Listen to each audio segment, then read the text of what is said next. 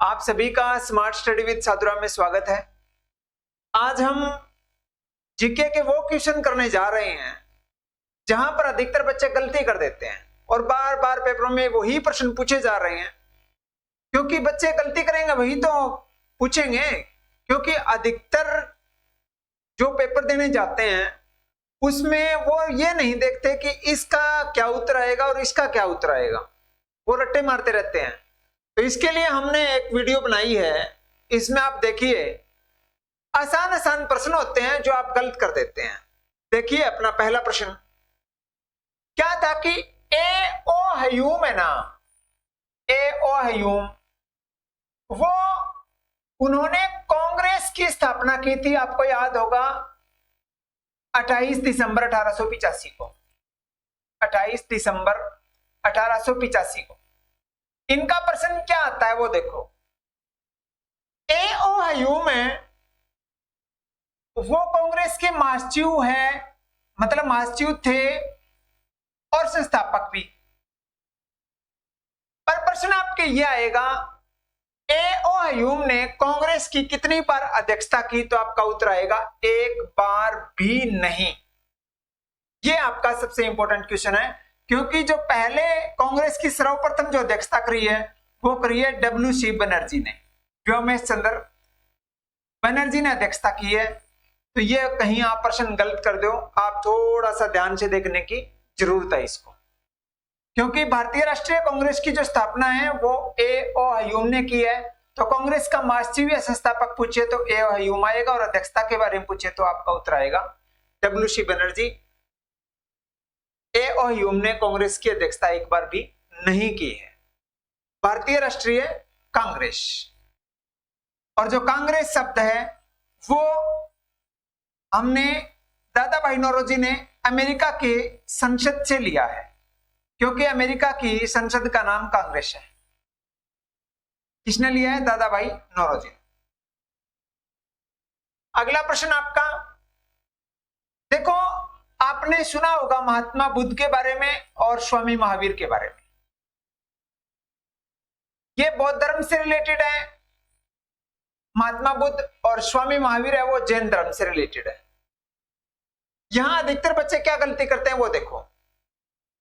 यदि आपका प्रश्न है महात्मा बुद्ध का जन्म, तो आपका उत्तर आएगा साल वृक्ष के नीचे। और स्वामी महावीर को ज्ञान प्राप्ति पूछे, ज्ञान प्राप्ति पूछे तो साल वृक्ष आएगा। और महात्मा बुद्ध की ज्ञान प्राप्ति पूछे तो पीपल वृक्ष आएगा। और महावीर का जन्म का वृक्ष पूछे तो कोई नहीं, इनकी डिलीवरी घरी हो चुकी है, घरी हुई है, इनकी हुई है पेड़ों के नीचे। अगला प्रश्न अपना,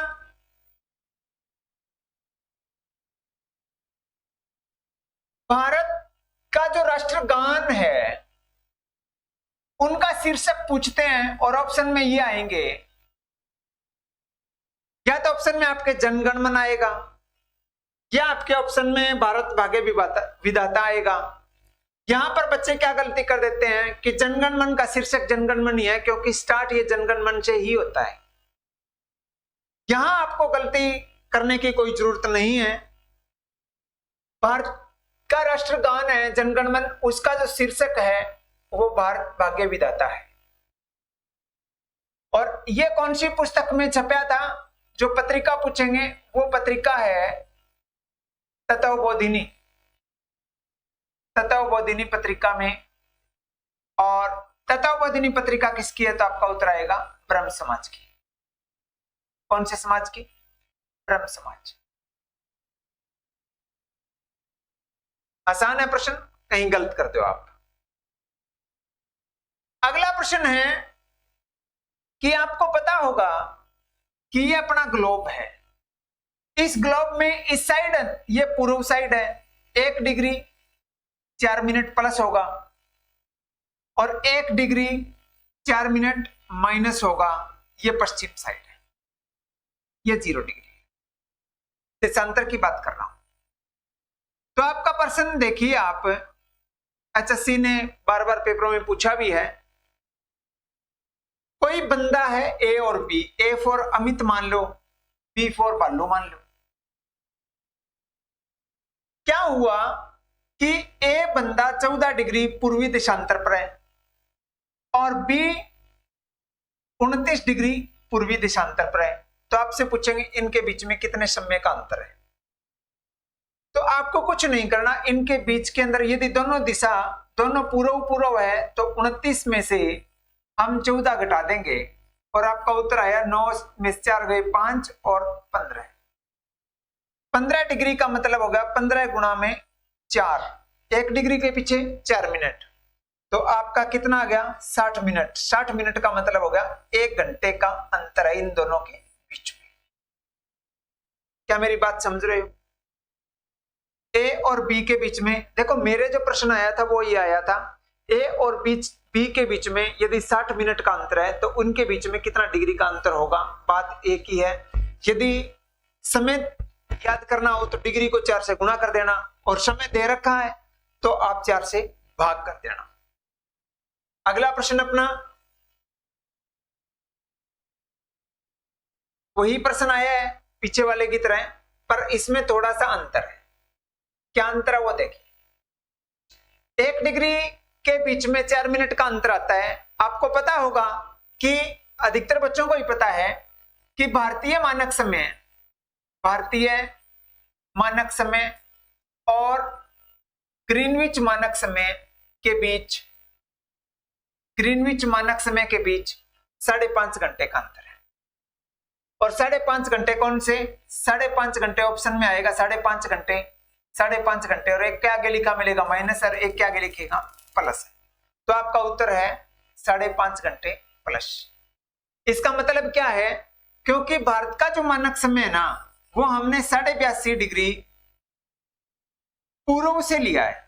अब पूर्व आएगा तो प्लस आएगा, यहां पश्चिम होता तो माइनस आता उत्तर। कहां से लिया है? नैनी, इलाहाबाद, यूपी। अब जो ऑप्शन आए वो कर देना, नैनी आए तो नैनी कर देना, इलाहाबाद आए तो इलाहाबाद कर देना और उत्तर प्रदेश आए तो उत्तर प्रदेश कर देना। क्या मेरी बात समझ रहे? 82.5 डिग्री पूर्व से हमने भारत का मानक समय लिया है और 1 डिग्री के पीछे 4 मिनट का अंतर है। तो 82.5 को हम 4 से गुणा करेंगे तो 82.5 की 4 से गुणा करेंगे तो 330 मिनट आ जाएंगे और 330 मिनट का मतलब क्या हुआ? 5.5 घंटे। अधिकतर बच्चे यहां गलती कर देते हैं, वो सोचने की बात है। ये आपके प्रश्न समझ में आया होगा। भारतीय मानक समय और ग्रीनविच मानक समय के बीच में कितना अंतर है। ये प्रश्न आए तो ऐसे करना है 5.5 घंटे प्लस। अब मैंने 2 घंटे का लिखा है प्रश्न, इसका क्या मतलब वो देखिए आप। क्या है कि अपना जो ग्लोब है ना वो ये मानो आप ये है, और उससे पहले मैं आपको बताऊं कि ये देखो भारत का मैंने ये बनाया, ये पार्ट उत्तर दक्षिण पूर्व पश्चिम, तो ये पूर्व है और ये पश्चिम है। तो ये डिग्री है 68 डिग्री 7 पूर्वी देशांतर, 97 डिग्री 25 पूर्वी देशांतर। मेरा कहने का मतलब भारत कितने देशांतर में फैला हुआ है, तो आपका उत्तर आएगा पश्चिमी साइड में उसका बिंदु है 68 डिग्री 7 पूर्वी देशांतर, 97 डिग्री 25 पूर्वी देशांतर। तो आपके प्रश्न आए कि ये कितना डिग्री के बीच में फैला हुआ है, तो आप देखिए 97 में से 68 घटा देना, 97 में से आप 68 घटाओगे ना तो 8 और 9 17 और 29, तो आपका उत्तर आएगा 29 डिग्री में भारत 29 डिग्री देशांतर में फैला हुआ है। पर प्रश्न 2 घंटे का है तो इसका मतलब देखिए, आपके प्रश्न आएगा भारत के पूर्वी बिंदु और पश्चिमी बिंदु के बीच में कितना डिग्री का अंतर है, तो आपका उत्तर आएगा 29 डिग्री का अंतर है। और आपके प्रश्न आ जाए भारत के पूर्वी बिंदु और पश्चिमी बिंदु के बीच में कितना मिनट का, कितने घंटे का, कितना समय का अंतर है, तो आपको फिर ये करना है 29 डिग्री का अंतर है और 1 डिग्री के पीछे 4 मिनट हो गया, तो 29 चौके 116, 29 दूनी 58, 58 दूनी 116। और 116 मिनट का मतलब हुआ अप्रोक्सीमेट 2 घंटे। क्या मेरी बात समझ रहे? ठीक है, 5:30 आए, 2 घंटे आए, तो आप अपने हिसाब से कर देना, कहीं गलती कर दो। अगला प्रश्न, ये प्रश्न है अपना कि 1947 गांधी, इसका प्रश्न का बड़ा इंपॉर्टेंट मैंने लिया है अच्छे तरीके से समझाने के लिए आपको। यह प्रश्न आया भी था कि भारत स्वतंत्र हो गया, और भारत स्वतंत्र हुआ तो 15 अगस्त 1947 की बात है, पर गांधी जी कहां थे? ऑप्शन में आता है दिल्ली, मुंबई, कलकत्ता, या कोई एक ऑप्शन में कोई और दे देते हैं। वहां आप पजल हो जाओगे कि दिल्ली होनी चाहिए क्योंकि मंत्री कोई बैठक चलती होगी, अधिकतर बच्चे यही सोचते हैं, पर यह सोचने वाली बात नहीं है। मैं आपको बता देता हूं, जब भारत स्वतंत्र हुआ 1947 में, उस समय गांधी जी कलकत्ता में थे। कहां थे? कलकत्ता में। अब वो क्यों थे वो भी बता देता हूं। जब भारत स्वतंत्र हुआ तो उस समय सांप्रदायिक दंगे हुए, और वो सांप्रदायिक दंगों में सबसे ज्यादा असर पड़ा, सबसे ज्यादा सांप्रदायिक दंगों का प्रभाव पड़ा कलकत्ता में। कलकत्ता मुस्लिम बहुल अक्षेत्र है, और इस मुस्लिम बहुल अक्षेत्र में गांधी जी क्या काम करेंगे? उन लोगों को समझाने के लिए वहां जाएंगे, और वहां जाने के बाद कहेंगे कि भारत का विभाजन, मतलब भारत और पाकिस्तान अलग होंगे, भारत का विभाजन मेरे 100 पर होगा। तो ये लाइन किसने कही है? महात्मा गांधी ने कही है। तो इस तरीके की बात इन्होंने कही है। तो आपके प्रश्न है, भारत की स्वतंत्रता के समय कहां थे गांधी जी? तो आपका उत्तर आएगा कलकत्ता। और प्रश्न ये भी आ जाए, कलकत्ता में क्या कर रहे थे? सांप्रदायिक दंगों को शांत कर रहे थे, ताकि कोई भी ज्यादा नुकसान न हो जाए। अगला प्रश्न आपका, ये सभी को पता है कि चोरा चोरी घटना गोरखपुर में हुई थी। सभी को पता है। कहां हुई थी?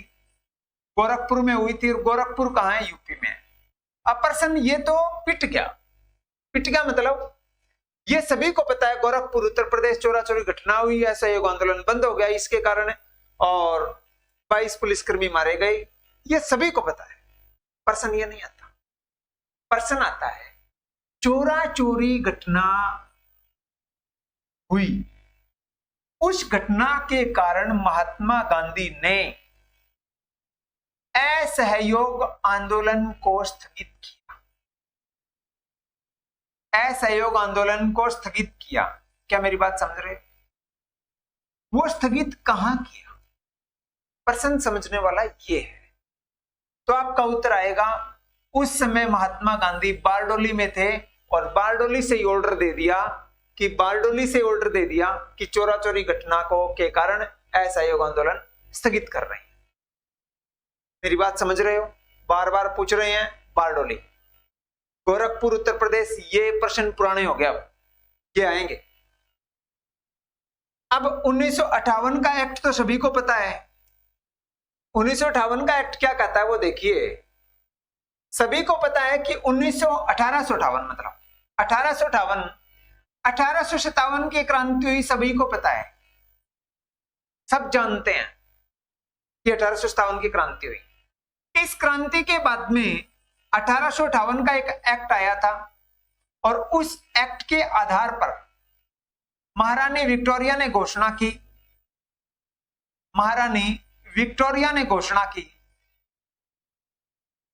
कि ईस्ट इंडिया कंपनी का शासन समाप्त हो गया है।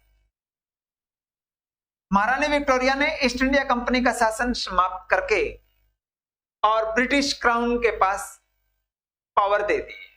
ये बात तो हम समझ गए। अब प्रश्न समझने वाला क्या है, इस इलाहाबाद का क्या चक्कर है? तो देखिए, 1858 के समय लॉर्ड कैनिंग है ना, वो वाइसराय है। क्या है? वाइसराय। कौन से वाइसराय? पहले वाइसराय। किसके? भारत के। तो आपका प्रश्न क्या बनेगा कि महारानी विक्टोरिया का जो भाषण तैयार किया था ना, वो लॉर्ड कैनिंग ने इलाहाबाद में पढ़ के सुनाया था। कैनिंग ने, महारानी विक्टोरिया ने। कैनिंग ने तैयार किया, महारानी विक्टोरिया ने सुनाया, इनने भी सुनाया। अब ये भाषण महारानी विक्टोरिया ने सुनाया तो कैनिंग ने तैयार किया, और कैनिंग ने सुनाया तो भी कैनिंग ने तैयार किया। कहां? इलाहाबाद में सुनाया है 1858 के एक्ट के बारे में। घोषणाएं, महारानी विक्टोरिया की जो जितनी भी घोषणाएं हैं वो कैनिंग द्वारा तैयार की गई है, इलाहाबाद में इनको सुनाया गया। अगला प्रश्न अपना, ये क्या है? समितियों का बारे में प्रश्न है ये। सभी को पता है हंटर कमेटी जलियांवाला बाग हत्याकांड की जांच के लिए गठित की गई थी। जलियांवाला बाग हत्याकांड की जांच के लिए हंटर कमेटी का गठन किया गया। और सवर्ण सिंह समिति है वो है मौलिक कर्तव्य से संबंधित, मौलिक कर्तव्यों से संबंधित है। मौलिक कर्तव्य किसके कहने पर जोड़े गए? तो आपका उत्तर आएगा सवर्ण सिंह समिति। और जब आपके पंचायती राज की बात आए, पंचायती राज की बात आएगी तो आपका उत्तर आएगा बलवंत राय मेहता समिति, बलवंत राय मेहता समिति। अब यदि आपके प्रश्न है मुड्डीमैन समिति क्या है, तो आपका उत्तर आएगा 1919 का जो एक्ट था ना, उसमें द्वैध शासन प्रणाली का जिक्र था। उस द्वैध शासन प्रणाली की जांच के लिए मुड्डीमैन कमेटी का गठन किया। 1919। अब देखो प्रश्न समझने वाली बात है। एक तो है हंटर कमेटी के जलियांवाला बाग हत्याकांड की जांच के लिए हंटर कमेटी, ये तो अंग्रेजों ने गठित करी है, विलियम हंटर इसका अध्यक्ष है। एक है तहकीकात समिति, तहकीकात समिति। और ये जो तहकीकात समिति है ना, इसके अध्यक्ष है महामना, महामना का मतलब मदन मोहन मालवीय तहकीकात समिति के अध्यक्ष है। इसकी तहकीकात समिति का गठन मदन मोहन मालवीय की अध्यक्षता में हुआ है। और तहकीकात समिति किसके लिए है? जलियांवाला बाग हत्याकांड की जांच के लिए है। और इसका गठन भारतीयों ने किया है और इसका गठन अंग्रेजों ने किया है। इसी तरीके से मुड्डीमैन और साइमन कमीशन के बारे में पढ़ें। 1919 में द्वैध शासन प्रणाली का जिक्र है। उस द्वैध शासन प्रणाली की जांच के लिए मुड्डीमैन कमेटी का गठन किया गया। और 1919 के अधिकार कहां तक सफल हुए हैं, कहां तक सफल हुए हैं, ताकि हम 1929 के अंदर जो लागू करें तो उसको देख के लागू करें कि हाँ ये जो 1919 अधिनियम के जो सुधार हैं वो कहां तक प्रसारित हुए हैं। परंतु 1929 की बजाय जो अगला अधिनियम बना है वो बना है 1935 में। तो साइमन कमीशन है वो इनके सुधारों की जांच करने के लिए आया है, पर मुड्डीमैन कमेटी है वो द्वैध शासन की जांच करने के लिए गठित की गई। अगला प्रश्न अपना, PM, CM, prime minister, chief minister की एज पूछते हैं। अधिकतर बच्चों को पता नहीं है इसलिए मैंने लिखा है। चाहे विधानसभाएं, चाहे लोकसभाएं, चाहे प्रधानमंत्री आए, चाहे मुख्यमंत्री आए, चाहे विधानसभा अध्यक्ष आए, चाहे लोकसभा अध्यक्ष आए, सभी की उम्र 25 वर्ष होती है। अधिकतर बच्चों को प्रधानमंत्री का पता नहीं होता और वो 35 लगा देते हैं। अफसर मैंने क्यों लिखा है? ए का मतलब अमेरिका, अफसर का मतलब देखना, A for America, F for France, C for चीन, E for England, R for रूस। कितने हो गए ये? 5। ये वीटो पावर वाले देश है। अफसर AFCER, अमेरिका, फ्रांस, चीन, इंग्लैंड, रूस।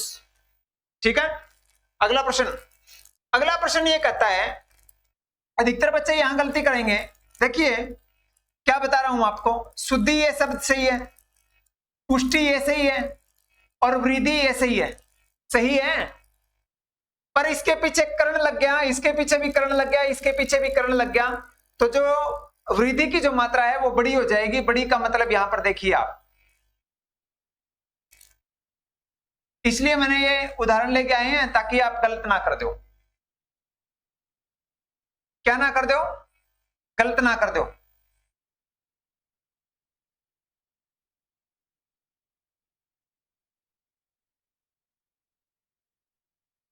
ठीक है ना।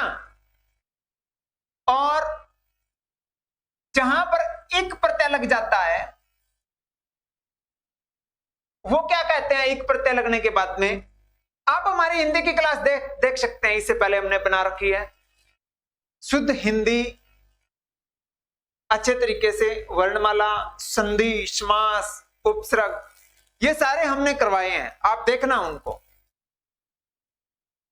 रसायन शब्द रसायन है और रसायन में हमने इक लगा दिया, तो इक लगाते ही है ना, ये न के ऊपर बिंदी आ जाएगी, ई की मात्रा लग जाएगी, तो यहां पर क्या चेंज करना है आपको, रासायनिक आ जाएगा। क्या आ जाएगा, रासायनिक। रसायन की जगह इक जोड़ेंगे, रासायनिक नहीं बनेगा, रासायनिक बन जाएगा, पहली इकाई बड़ी करनी है। इसी तरीके से प्रयोग में यदि इक जोड़ दें, प्रयोग में इक जोड़ दें तो प्रायोगिक बन जाएगा, और समय में इक जोड़ दें तो सामयिक बन जाएगा, जो कि ये सही है। ठीक है, अगला प्रश्न अपना देखिए, हम पूरी कोशिश कर रहे हैं, इतनी कोशिश कर रहे हैं ताकि आपके कोई भी प्रश्न गलत ना हो। हम सोच रहे हैं कि आप एक बढ़िया पोस्ट पर जाओ, चाहे वो सीटी के एग्जाम हो, चाहे और कोई कॉम्पिटिटिव एग्जाम हो, उन सभी को ध्यान में रख के मैंने इन प्रश्नों का चयन किया है। चाहे वो हिंदी के हैं, चाहे वो हिस्ट्री के हैं, चाहे वो पॉलिटिकल साइंस के हैं, चाहे वो स्टैटिक जीके के हैं, हम सभी को अलग अलग एंगल से कि किस तरीके से पेपर में प्रश्न आ सकता है हमने वीडियो डाली हुई है, आप उनमें देखें। और यदि आपको समझ में ना आए तो आप हमारी पुरानी वीडियो देखें। पुरानी वीडियो का मतलब 1-1.5 महीने पहले जो वीडियो हमने डाली है वहां आप देख सकते हैं, और उसमें यह आएगा समझ में कि किस तरीके से मैंने गांधी को पढ़ाया है, किस तरीके से मैंने 1857 की क्रांति को पढ़ाया है, किस तरीके से मैंने महात्मा बुद्ध को पढ़ाया है। आप बिल्कुल शॉर्ट फॉर्मूले में मैंने इस तरीके से पढ़ाया है कि छोटे बच्चों की तरह, आपको छोटे बच्चे समझ के पढ़ाया है कि आपको बिल्कुल जीरो है, आपको कुछ नहीं आता। अगला प्रश्न अपना, मुक्ति दिवस और प्रत्यक्ष कार्यवाही दिवस। इसमें आप देखें मुक्ति और प्रत्यक्ष कार्यवाही दिवस, ये दोनों के दोनों मुस्लिम लीग ने बनाए थे। किसने, मुस्लिम लीग ने। ये तो है मुक्ति दिवस तो 22 दिसंबर 1939, और प्रत्यक्ष कार्यवाही है 16 अगस्त 1946। यहां पर साल चेंज करके देंगे पेपर वाले, 16 अगस्त 1947 या 48 या 46, इस तरीके से देंगे, आप चलो जाओगे। प्रत्यक्ष कार्यवाही दिवस है वो 16 अगस्त 1946 है। थोड़ा सा ध्यान से, कैबिनेट मिशन योजना वाली साल है और भारत का संविधान बनना शुरू हुआ उस समय की बात है। प्रत्यक्ष कार्यवाही दिवस क्यों बनाया वो भी मैं बता देता हूं कि इनके लिए संविधान सभा के लिए चुनाव हुए थे और उस चुनाव में मुस्लिम लीग को उचित प्रतिनिधित्व नहीं मिला था। मेरा कहने का मतलब इनको सीटें नहीं मिली, कम मिली, और कम मिलने के कारण ये नाराज हो गए थे और इन्होंने अपना प्रत्यक्ष कार्यवाही दिवस बनाया। और मुक्ति दिवस का मतलब होता है कि कांग्रेस से अलग होके इन्होंने कहा हम कांग्रेस से मुक्ति चाहते हैं।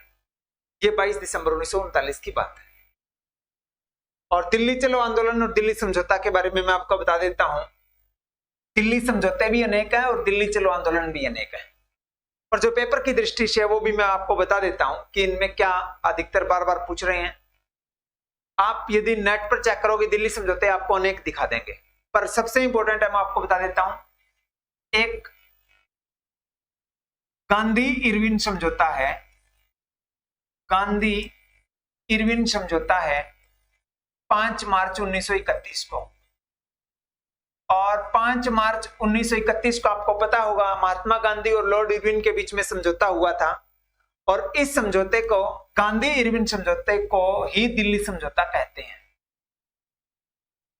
और दिल्ली चलो आंदोलन है, आपको बता देता हूं, व्यक्तिगत सत्याग्रह आंदोलन, व्यक्तिगत सत्याग्रह आंदोलन, व्यक्तिगत सत्याग्रह आंदोलन, ये 1940 में चलाया गया था, अक्टूबर 1940 में। और अक्टूबर 1940 में जब ये व्यक्तिगत सत्याग्रह आंदोलन चलाया था, तो इस व्यक्तिगत सत्याग्रह आंदोलन का दूसरा नाम है दिल्ली चलो आंदोलन। और व्यक्तिगत सत्याग्रह आंदोलन है वो आचार्य विनोबा भावे ने चलाया था। व्यक्तिगत सत्याग्रह आंदोलन महात्मा गांधी ने चलाया था। आचार्य विनोबा भावे और जवाहरलाल नेहरू इनके शिष्य बन गए थे। पहला और दूसरे स्टेप ये मतलब सत्याग्रही पूछेंगे, तो पहला सत्याग्रही तो है आचार्य विनोबा भावे और दूसरे सत्याग्रही है अपने पंडित जवाहरलाल नेहरू। ठीक है, ये व्यक्तिगत सत्याग्रह आंदोलन 1940। इसके अलावा हमने एक वीडियो डाल रखी है, उसमें साल वाइज आंदोलन करवाए हुए हैं, आप उसको देख सकते हैं ताकि आपका कोई नंबर न कट जाए। और फिर भी हमारी स्पीड स्लो है तो आप ज्यादा स्पीड में देख लें, हो सकता है आपको इससे भी टॉप आता हो, 1-2 प्रश्न आपको नहीं मिलेंगे। आज के लिए बस इतना ही। आपका बहुत बहुत धन्यवाद। और यदि वीडियो पसंद आई तो आप इसको शेयर और सब्सक्राइब अवश्य करें।